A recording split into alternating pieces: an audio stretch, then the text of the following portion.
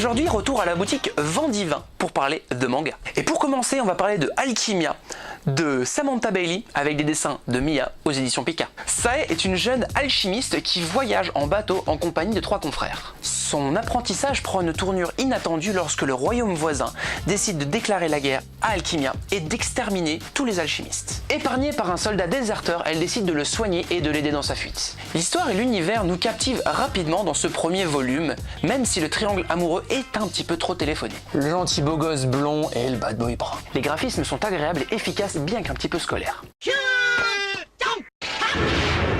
C'est un bon petit shoujo assez cliché, mais agréable à lire. Si vous aimez l'arcane de l'aube, vous pouvez tenter le coup.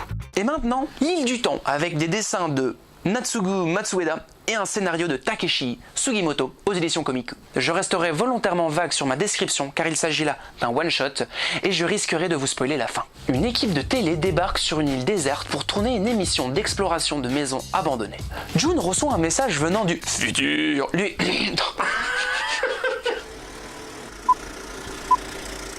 Jun reçoit un message venant du futur, lui expliquant que toute l'équipe de tournage va mourir. Commence alors un huis clos où les morts s'enchaînent et où la paranoïa s'installe. Dans l'esprit d'un dopt, on rentre rapidement dans l'impôt d'un détective pour deviner qui est qui. Le coup du message du futur ajoute des pistes intéressantes à l'intrigue. Malheureusement, le format one-shot fait que l'histoire se déboucle un peu trop vite. On n'a pas le temps d'élaborer des théories que l'histoire est déjà finie.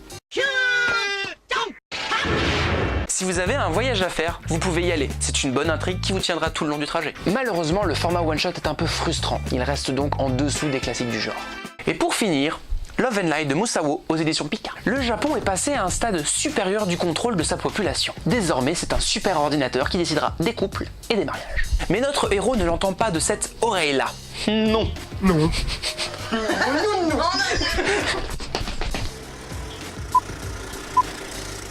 Mais notre héros ne l'entend pas de cette oreille-là, car il est secrètement amoureux de sa camarade de classe depuis tout petit. Tout bascule le jour où elle lui déclare son amour et qu'il reçoit la photo de sa future femme. Je suis un peu déçu de ce premier tome qui, à mon avis, va finir en manga harem. Manga harem, un pauvre type, plein de bonasses. Même si la thématique du droit à l'amour pourrait être un sujet intéressant à traiter, il est malheureusement utilisé de manière trop enfantine. Le héros est un petit peu caricatural, mais sa camarade de classe, beaucoup plus touchante et mystérieuse, va sûrement apporter un peu d'inattendu.